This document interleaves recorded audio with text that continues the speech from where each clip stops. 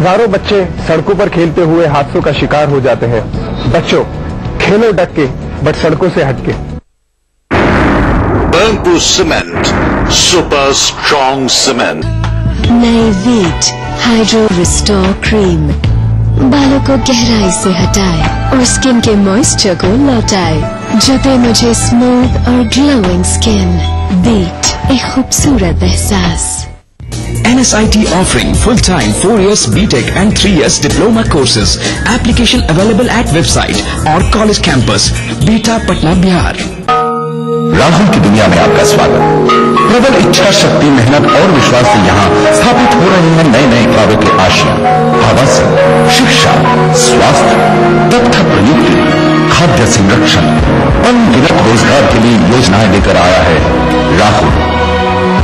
Rahul group of companies, सुनहरे भविष्य के शपथ। जीतिए एक फ्लैट और करोड़ों के इनाम। खरीदिए वेक्टस ग्रुप के गंगा, वाटरवेल, वेक्टस पानी की टंकियां और पाइप। मम्मा, सूरज को गर्मी क्यों नहीं लगती? क्योंकि वो आसमान के टुकड़े से नहाता है। आसमान का टुकड़ा? आसमान के टुकड़े से नहाए, बादलों को तौलिया बनाए, झिलझिलाती को झिलझिलाती बनाए। ग्लिसरीन और मिंट एक्सट्रैक्ट से भरा बेस बनाए रखे त्वचा को सॉफ्ट और फ्रेश समर्स में भी। अब आपको गर्मी नहीं लगती? मासूम त्वचा, मासूम बेस। लंदन में बीबीसी ब्रॉडकास्टिंग हाउस से आप देख रहे हैं ग्लोबल इंडिया। मार्गरेट थैचर नहीं रही, वो आयरन लेडी यानी कि लौह महिला के नाम से विख्यात थी। मगर आयरन लेडी का ये संबोधन भारत में एक नहीं 2 तस्वीरें उभारता है। एक ऐसी भारतीय नेता की याद दिलाता है जिनका व्यक्तित्व कुछ ऐसा था कि उनको भी लौह महिला कहा जाने लगा था। पुरुष प्रधान राजनीति की दुनिया में जबरदस्त दबदबा बनाने वाली इन लौह महिलाओं की शख्सियतों में क्या कुछ समान था, ये जानने की कोशिश की पारुल अग्रवाल ने। 2 देश, 2 अलग शख्सियतें, दोनों ही के नाम, एक जैसा इतिहास। मार्गरेट थैचर और इंदिरा गांधी अपने अपने देशों की इन पहली महिला प्रधानमंत्रियों के तेवर मिलते जुलते थे। मिसेस गांधी बड़ी डिटरमेंट थी, मिसेस थैचर बहुत डिटरमेंट थी। वो कॉमन था, डिसाइसिव थी और एक दोनों के स्ट्रेंथ थी। मिसेस गांधी हमेशा हिंदुस्तान का सोचती थी और फिर कैसे हिंदुस्तान को दुनिया में फिट करना है। मिसेस थैचर का भी यही रवैया था। To destroy democracy. अपने सख्त और विवादास्पद फैसलों के लिए मशहूर हुई मार्गरेट थैचर और इंदिरा गांधी की परिस्थितियां और विचारधाराएं अलग थीं। That he wanted the European Parliament. लेकिन संसद के भीतर जब बात फैसला लेने की हो तो दोनों महिलाओं का दबदबा लगभग एक जैसा था। वो दोनों औरतें खूब कंट्रोल करती थी अपनी कैबिनेट को, उनके खिलाफ कोई नहीं आवाज उठा सकता था। मिसेस गांधी भी वैसी ही थी और मिसेस थैचर भी वैसी थी, इसमें कोई शक नहीं है। और सब उनसे डरते थे, इसमें भी कोई शक नहीं है। थैचर ने ब्रिटेन की राजनीति और महत्वपूर्ण प्रशासनिक पदों पर महिलाओं की भागीदारी बढ़ाई। इंदिरा गांधी जमीनी बदलाव नहीं ला पाई हों, लेकिन उनके रहते महिलाओं में पहली बार खुलकर सामने आने की एक उम्मीद जगी। हालांकि इन दोनों शख्सियतों की राजनीतिक जमीन एक दूसरे से बेहद अलग थी। मार्गरेट थैचर हमेशा एक डेमोक्रेटिक प्राइम मिनिस्टर रही। इंदिरा गांधी के बारे में ये देखो तो उन्होंने कॉन्स्टिट्यूशन का उल्लंघन किया, उन्होंने भारत की लोकशाही को बहुत नुकसान पहुंचाया, मेरी मान्यता है। मार्गरेट थैचर इंदिरा गांधी से प्रभावित थीं और कई मौकों पर उन्होंने खुलकर इसका इजहार भी किया। ब्रिटेन की राजनीति और इस देश के इतिहास पर मार्गरेट थैचर की छाप हमेशा रहेगी, लेकिन उनके निधन के साथ भारत और ब्रिटेन के राजनीतिक संबंधों के युग का अंत हो गया है। जब इंदिरा गांधी और मार्गरेट थैचर जैसे नेताओं के आपसी संबंधों की छाप राजनीति तक प्रभाव कायम करने का दम रखती थी। Parul Agarwal, BBC, London. Global India में आगे देखिए, बर्फीले पहाड़ों पर स्कीइंग करते सैलानी, कहां का है ये नजारा, बताएंगे आपको, बस कीजिए थोड़ा सा इंतजार। लेकिन पहले BBC global exclusive round up, दुनिया की बड़ी खबरों पर बीबीसी की खास नजर। सऊदी अरब में खुद पर हुए हमले के 9 साल बाद बीबीसी संवाददाता फ्रैंक गार्डनर एक बार फिर वहां पहुंचे। सऊदी अरब यमन के साथ अपनी सीमा पर 1800 किलोमीटर लंबी बाड़ खड़ी कर रहा है। उसका कहना है कि इस सीमा से यमन के रास्ते उसके यहां ड्रग्स और हथियारों की स्मगलिंग और अलकायदा चरमपंथियों की घुसपैठ होती है। यमन को अलकायदा के एक प्रमुख गुट का अड्डा माना जाता है। यमन में चरमपंथियों के बढ़ते प्रभाव से परेशान सऊदी अरब ने लाल सागर से सटी सीमा पर बाड़ लगानी शुरू कर दी है। अमेरिका की राजधानी वाशिंगटन डीसी में बीबीसी संवाददाता बेन राइट ने नागरिकता की मांग के लिए हो रहे रैली का जायजा लिया। पूरे अमेरिका में ऐसी रैलियां हो रही हैं जिनमें ऐसे अप्रवासी नागरिकता की मांग कर रहे हैं जिनके पास कोई कानूनी दस्तावेज नहीं है। अनुमान है कि अमेरिका में करीब 1 करोड़ से भी ज्यादा ऐसे अप्रवासी हैं। इनमें अधिकतर हिस्पैनिक समुदाय के लोग हैं। अमेरिकी संसद में जल्द ही इन अप्रवासियों के लिए एक विधेयक लाए जाने की संभावना है। परवेज मुशर्रफ ने पाकिस्तान में 9 साल राज किया और फिर सत्ता से बाहर होने के बाद 4 साल देश से बाहर रहे। अब उन्होंने ऐसे समय फिर पाकिस्तान का रास्ता थामा है जब वहां सियासत एक चुनावी मोड़ पर खड़ी है। मुशर्रफ चुनाव लड़ रहे हैं पर उनकी एक और लड़ाई अदालत में भी चल रही है। इस्लामाबाद में हमारी साथी इरम अब्बासी ने मुशर्रफ से खास बातचीत की और उनके सामने कानूनी चुनौतियों और उनकी राजनीति पर उसके असर पर सवाल किए। उस वक्त एक एनवायरनमेंट थी, उस एनवायरनमेंट में एक डेमोक्रेटिक प्रोसेस मैं चला रहा था, एक ट्रांजिशन प्रोसेस जिसमें सस्टेनेबल डेमोक्रेसी में इंट्रोड्यूस करने की कोशिश कर रहा था। उसमें कुछ एक्शन लिए गए, वो सारी वो हिस्ट्री है और वो कोर्ट्स में पेश किए जाएंगे। जाहिर है। आपको लगता है कि पाकिस्तान की अदालतें आपको इंसाफ दे पाएंगी? उम्मीद तो अगर अदालत से इंसाफ नहीं मिली तो कहां से मिलेगी? आपको इतने बड़े लीगल चैलेंजेस का सामना है तो इनमें आप इलेक्शन कैंपेन अपनी कैसे करेंगे? सही बात है, मतलब मल्टीपल फ्रंट्स हैं जिनको कॉम्बैट करना पड़ेगा, लेकिन इलेक्शन लड़ना तो सबका हक है।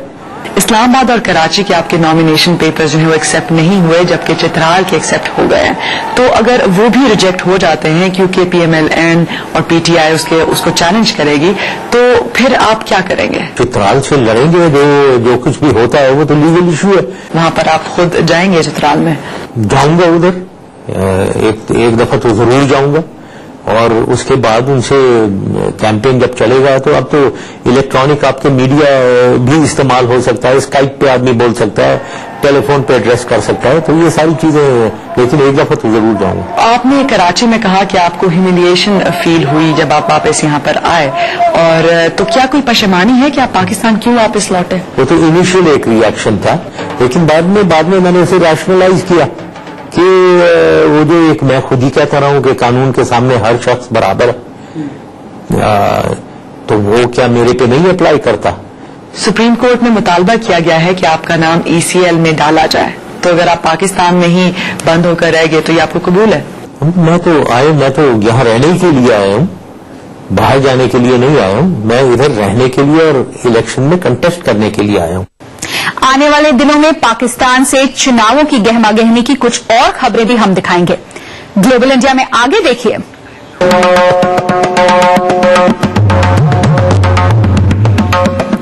तबला वादक तलवीन सिंह के साथ सुनिए।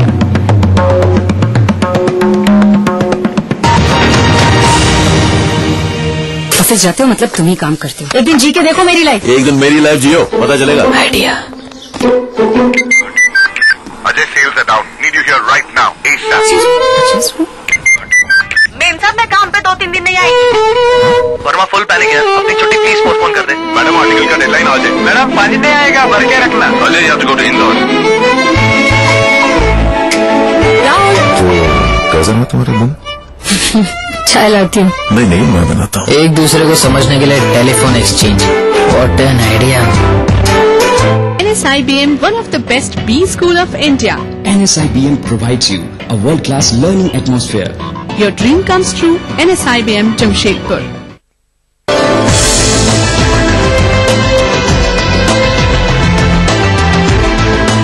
एरल हॉस्पिटल एंड रिसर्च इंस्टीट्यूट शीघ्र ही आपकी सेवा।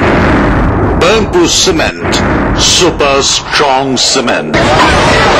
कैसा बॉस है, खुद तो कुछ करता नहीं है, सिर्फ क्रेडिट ले लेता है। छोड़ना यार, दो चाय देना। मैं तो बोल रहा हूँ खुद का शुरू करते हैं। क्या चाहिए हमें? एक्सपीरियंस और कॉन्टैक्ट दोनों है हमारे पास। चाय मांगी थी, क्या इसको चाय बोलते हैं? तेरे को चाय बनाना सिखाऊं मैं तो बोलता हूँ खुद का बिजनेस शुरू करते हैं। चल यार, उसकी कितने हम जानते हैं कि आपके सपने के लिए कितने मायने रखते हैं, इसीलिए बैंक ऑफ इंडिया लाए हैं ऐसे भी लोग। बैंक ऑफ इंडिया, रिश्तों की जमा पूंजी। ढोल पे ढग्गा दिया सुनाई, पसरे पकी बैसाखी आई, खालसा कौम का जन्म दिवस है, इस दिन की वो लख बधाई। मेरे और हमारे फोर्स ग्रुप की तरफ से आप सबको बैसाखी पर लख लख बधाइयां। राहुल ग्रुप ऑफ कंपनीज, सुनहरे भविष्य के शब्द। राहुल राइसी।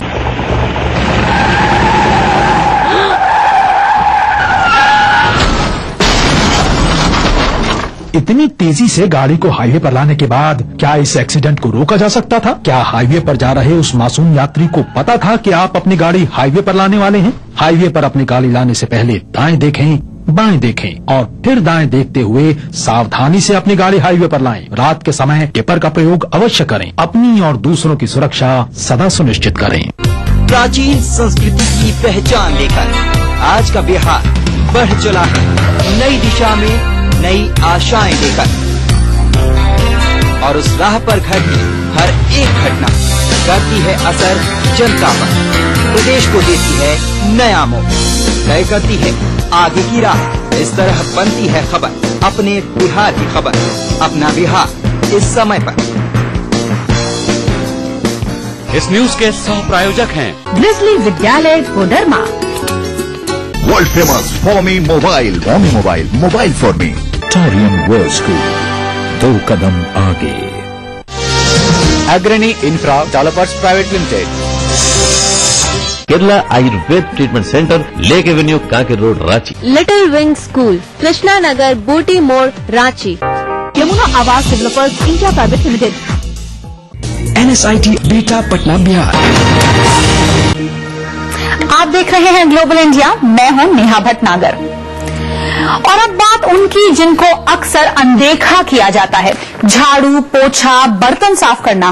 भारत का शायद ही कोई मध्यम वर्गीय घर हो जिसमें घरेलू नौकर नहीं होंगे। लेकिन क्या आपने कभी उनके हक के बारे में सोचा है? ना कोई छुट्टी, ना पेंशन। भारत में घरेलू नौकरों को तो श्रम कानून मजदूर तक नहीं मानता। ब्राजील में पिछले दिनों एक बड़ा बदलाव हुआ, वहां घरेलू नौकरों को दूसरे कामगारों जैसे हक दिलवाने वाला कानून बन गया। भारत में भी कुछ ऐसी ही मांग होती रही है। अपर्णा घार भारत के लाखों घरेलू नौकरों में से एक हैं। वे दिन में 12 घंटे काम करती हैं। अपर्णा मुंबई के 5 घरों में बर्तन मांजना और घर की सफाई जैसे काम करती हैं। हमें वक्त पर तनख्वाह नहीं मिलती, साथ ही हफ्ते में एक दिन छुट्टी मिलने में भी दिक्कत होती है। ये सब तो मालिकों पर निर्भर है। भारत का श्रम कानून किसी फैक्ट्री के कर्मचारी की तरह घरेलू नौकरों को मजदूर नहीं मानता, बावजूद इसके कि करीब हर शहरी मध्यम वर्गीय घर में ऐसे नौकर काम करते हैं। इसी वजह से उन्हें छुट्टियों जैसे आम से दिखने वाले अधिकार भी मुहैया नहीं हैं। ये महिलाएं मुंबई में घरेलू नौकर के साथ दुर्व्यवहार का विरोध कर रही हैं।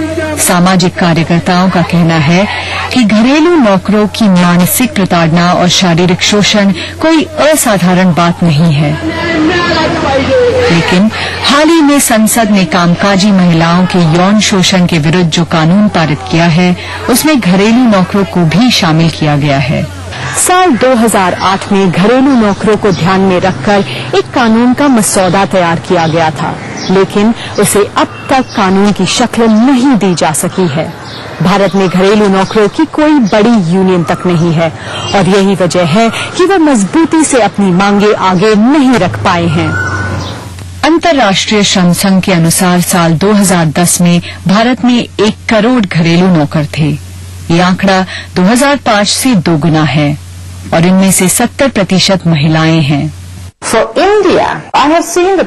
मैंने पिछले 1-2 सालों में देखा है कि इस मामले पर नीति निर्धारण के लिए प्रतिबद्धता बढ़ी है। ऐसी नीतियों का सिस्टम के भीतर से आगे बढ़ना बहुत जरूरी है। ऑन दिस इश्यू कुछ जानकार कहते हैं कि घरेलू नौकर भारतीय अर्थव्यवस्था को मजबूती देते हैं, क्योंकि वो जिन लोगों के घर संभालते हैं वही लोग नौकरियां कर देश के विकास में योगदान देते हैं। Yogita Limaye, BBC news, Mumbai. घरेलू नौकरों के हक की लड़ाई। और अब समय है क्लिक का। तकनीक की दुनिया में हो रही हलचलों की जानकारियों के साथ मुकेश शर्मा।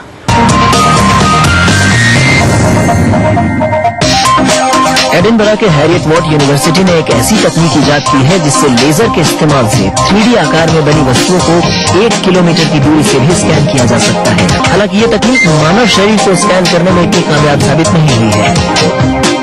फेसबुक पर अपने दोस्तों के अलावा दूसरे लोगों को मैसेज करना अब लोगों को महंगा पड़ सकता है। अमेरिका में ये नया सिस्टम अभी ट्रायल पर है, लेकिन ब्रिटेन में 30 लाख फेसबुक यूजर्स को मैसेज के लिए चार्ज किया जा चुका है। फेसबुक ने हालांकि अभी ये नहीं बताया है कि मैसेज के कितने पैसे कटेंगे, लेकिन माना जा रहा है कि एक मैसेज का चार्ज $1 तक हो सकता है। ब्रिटेन के एक चर्च में होने वाली सभा में पहली बार पूजा अर्चना के लिए स्तुति किताबों की जगह टैबलेट लाई गई है।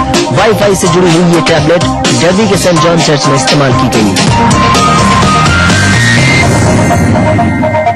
ग्लोबल इंडिया में देखिए अगले सप्ताह मौत के मुंह से बची मलाला को तो ब्रिटेन में मिली नई जिंदगी, लेकिन क्या है हाल पाकिस्तान में उनके साथियों का, और कैसे बन रहे हैं डिजिटल तकनीक से हॉलीवुड में हीरो हीरोइनों के चेहरे। कश्मीर को कुदरत की खूबसूरती का एक ऐसा नाम माना जाता है जिसे जन्नत तक कहकर बुलाया गया, पर इस जन्नत पर बीच बीच में काला साया भी पड़ता रहा। कभी बंदूक की गोलियों से खून खराबा हुआ तो कभी कोई अपराध, जैसे पिछले दिनों वहां एक ब्रिटिश पर्यटक की हत्या हुई। मगर इन सुर्खियों से परे पिछले दिनों कश्मीर का एक और चेहरा नजर आया।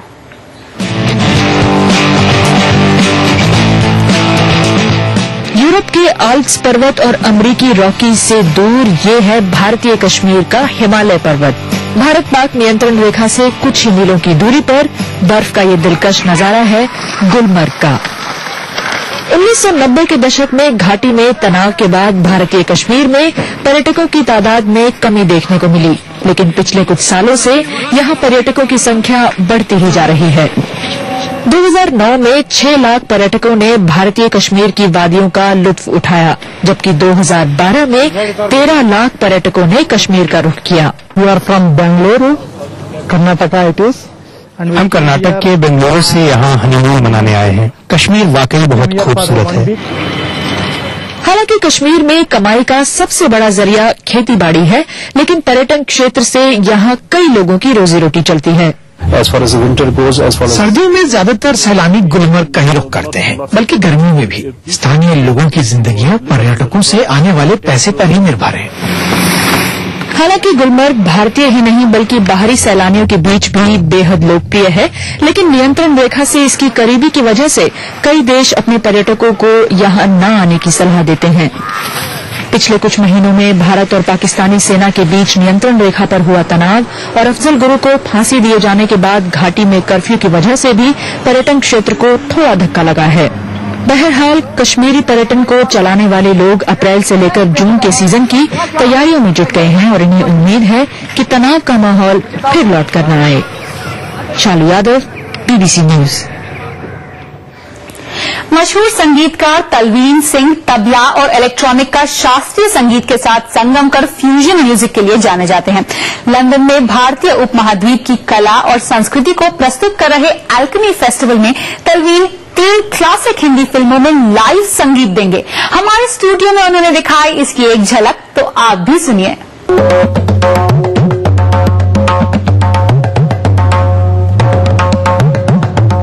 हमारे परंपरा में जो चीज सदियों से पहले से बनी है उसको जारी रखना हमारा मकसद ही होता है। मेरा जो स्टाइल है music as a music composer, मतलब वो हिट ट्यून नहीं होते हैं, लेकिन आप डूब जाएंगे हमारे संगीत में। कभी तो लगता कि हम समुद्र में तैरने की कोशिश कर रहे हैं, और ये थोड़ा सा इसकी झलक मेरे संगीत में होती है कि एक सर्च, एक खोज है कि क्या हो सकता है।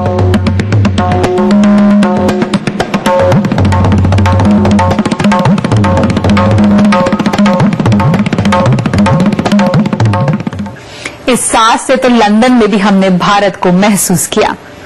फिलहाल लंदन स्थित BBC ब्रॉडकास्टिंग हाउस से नेहा भटनागर को अनुमति दीजिए। नमस्कार।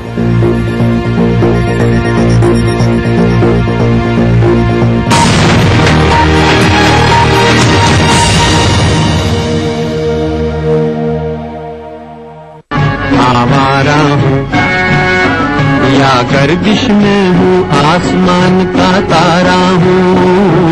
लेके पहला पहला प्यार भर के आंखों में खुमार, जादू नगरी से आया है कोई जादूगर। ये रातें, ये मौसम, नदी का किनारा, ये चंचल हवा। कहा दो दिलों ने तुम कभी हम न होंगे जुदा। भूलिए बिसरे गीत, देखना ना भूलिए।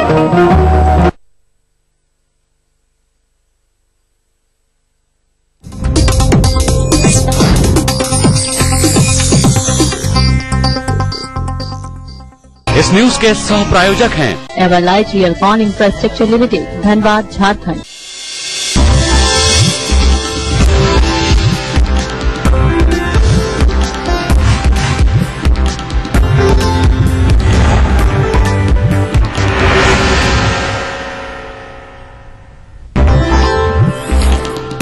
राष्ट्रीय कार्य समिति की बैठक के बाद बदले जदयू के सुर, कहा दोस्तों से नहीं होती सौदेबाजी, नरेंद्र मोदी पर कोई चर्चा नहीं।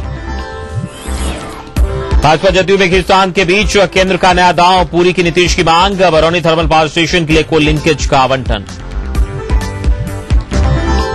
सीतामढ़ी में मुखिया के रिश्तेदारों ने नाबालिग से दुष्कर्म के बाद बनाया बंधक, पटना में रेप के आरोप में डिप्टी कलेक्टर गिरफ्तार।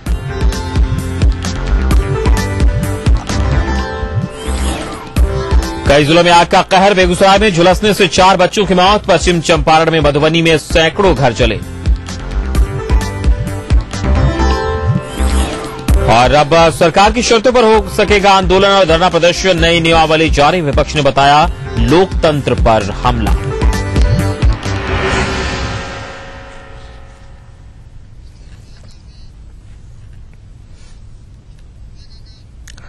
नमस्कार, आप देख रहे हैं अपना बिहार और मैं हूं अमित सिंह। तो सुर्खियों के बाद खबरों की शुरुआत करते हैं। सबसे पहले हम बात पटना की करेंगे, जहां यारपुर में 2 गुटों के बीच झड़प हुई है और फायरिंग की भी बात सामने आ रही है। स्थिति तनावपूर्ण है। मौके पर वज्र वाहन को बुलाया गया है। गर्दनीबाग थाना क्षेत्र की घटना बताई जा रही है, जहां यारपुर इलाके में झड़प हुई है और उसके बाद फायरिंग भी की गई है। झड़प के बाद स्थिति इस वक्त तनावपूर्ण बताई जा रही है। फिलहाल मौके पर वज्रवाहन को बुलाया गया है। गर्दनीबाग थाना क्षेत्र की घटना बताई जा रही है और इस बारे में ज्यादा जानकारी के लिए बात करेंगे पटना संवाददाता संजय से। संजय, क्या ताजा अपडेट? जी देखिए अमित, जो जानकारी मिली है उसके अनुसार 2 गुटों के बीच पिछले कुछ दिनों से रंजिश चली आ रही थी और इसके बाद आज अचानक दोनों गुट आपस में भिड़ गए हैं। काफी संख्या में दोनों गुट के लोग आपस में भिड़े। इस दौरान फायरिंग भी हुई है और इसमें एक व्यक्ति जख्मी हुआ है, लेकिन जो सूचना मिल रही है वो गोली लगने से नहीं जख्मी हुआ है, तेज हथियार से उसके ऊपर हमला किया गया जिसमें वो जख्मी हुआ। फिलहाल इसे गंभीर स्थिति में पीएमसीएच भेजा गया है। लेकिन इसके बाद से दोनों पक्ष आपस में जिस तरीके से भिड़े हैं वैसे में लॉ एंड ऑर्डर पर एक बड़ा सवाल खड़ा हो गया है। लेकिन सबसे हैरानी कर देने वाली बात तो यह है कि काफी देर तक मौके पर कोई वरीय पदाधिकारी नहीं पहुंचा है। एसपी आसाम अचानक यहाँ से छुट्टी में चले गए हैं और इसके बाद जो ग्रामीण एसपी हैं वो चार्ज में है हरि प्रसाद, और वो पहुंचे जरूर है मौके पर, लेकिन लोग जो है वो हाथ में लाठी डंडे समेत कई तेज हथियार रखे हुए हैं और फिलहाल स्थिति काफी पुलिस के लिए विकट बनी हुई है कि किस तरीके से पूरे हालात को नियंत्रण में किया जाए। लोग जो है वो जो आरोपी है जिसने हमला किया है उसको गिरफ्तारी की मांग कर रहे हैं। काफी संख्या में पुलिसकर्मी, 100 की संख्या में पुलिसकर्मी को यहाँ पर बुलाया गया और वज्र वाहन की और गाड़ियों को यहाँ फिलहाल मौके पर बुलाया जा रहा है ताकि स्थिति को नियंत्रित किया जा सके। अभी जी संजय, इस पूरी जानकारी के लिए बहुत बहुत धन्यवाद आपका। तो संजय पटना संवाददाता हमें इस वक्त जानकारी दे रहे थे। वहां इस वक्त काफी संख्या में जो स्थानीय लोग हैं वो वहां पर सड़कों पर उतरे हैं और वहां पर प्रदर्शन कर रहे हैं। फिलहाल पुलिस बल को वहां बुलाया गया, वज्र वाहन भी बुलाया गया। वहां पर स्थिति को काबू में करने की कोशिशें वहां की जा रही है।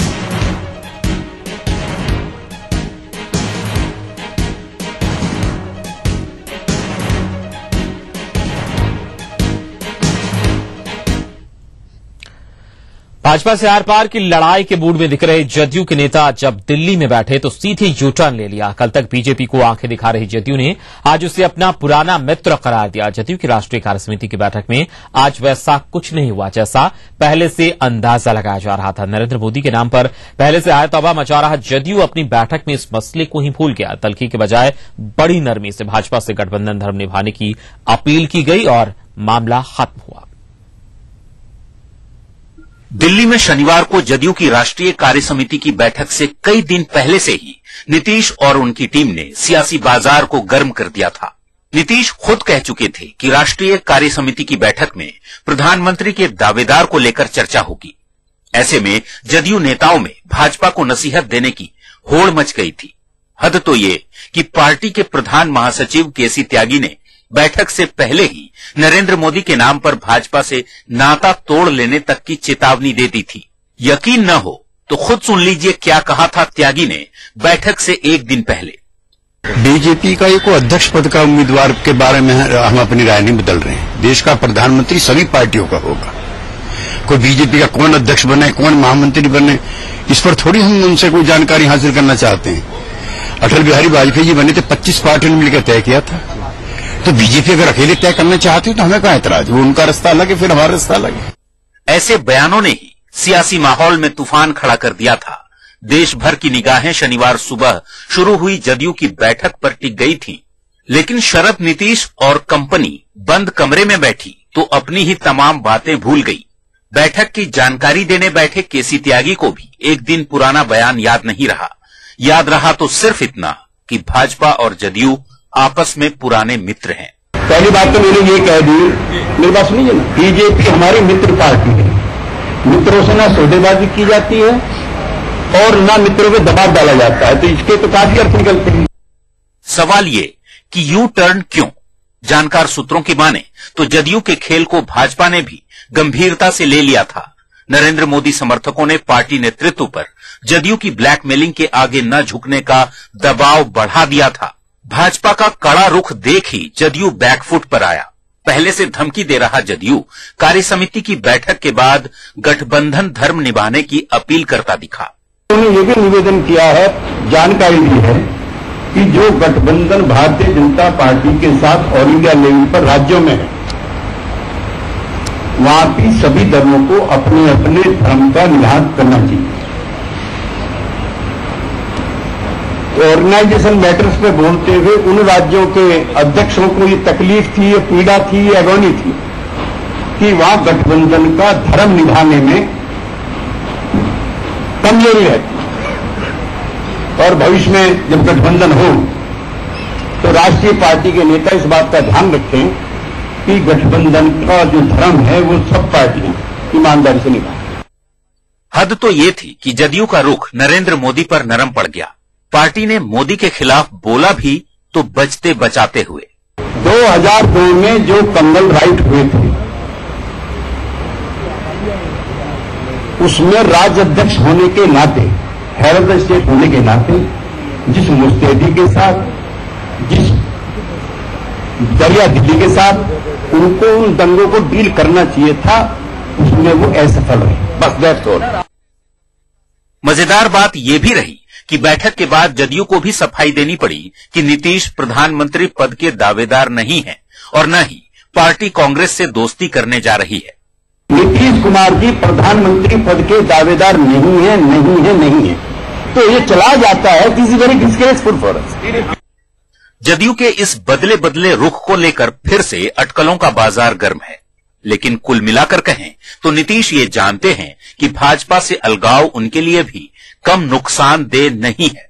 ऐसे में हड़बड़ी में किया गया कोई भी फैसला आफत का पिटारा बन सकता है। दिवाकर तिवारी, ईटीवी न्यूज, नई दिल्ली। बैठक के बाद मुख्यमंत्री नीतीश कुमार भाजपा के वरिष्ठ नेता अरुण जेटली से मिले। हालांकि दोनों नेताओं के बीच क्या बात हुई इस बारे में न तो नीतीश ने कुछ कहा न ही अरुण जेटली ने। और आपको बता दें कि उसके बाद मुख्यमंत्री नीतीश कुमार राजनाथ सिंह से भी मिले। बातचीत पारा लगाते हैं। नहीं, मुलाकात की आपने, कुछ तो मुद्दा रहा होगा नीतीश जी। खुद को धर्मनिरपेक्ष बताने वाले जदयू के नेता पौराणिक रंग में रंगे नजर आ रहे हैं। दिल्ली में एक पोस्टर में नीतीश को अर्जुन तो शरद यादव को कृष्ण के रूप में दिखाया गया। हालांकि नेताओं का कहना है कि यह पोस्टर पार्टी की तरफ से नहीं लगाया गया। अर्जुन के रूप में नीतीश और कृष्ण के रूप में शरद यादव। ये पोस्टर दिल्ली में उस जगह लगी है जहां जदयू राष्ट्रीय कार्य समिति की बैठक चल रही है।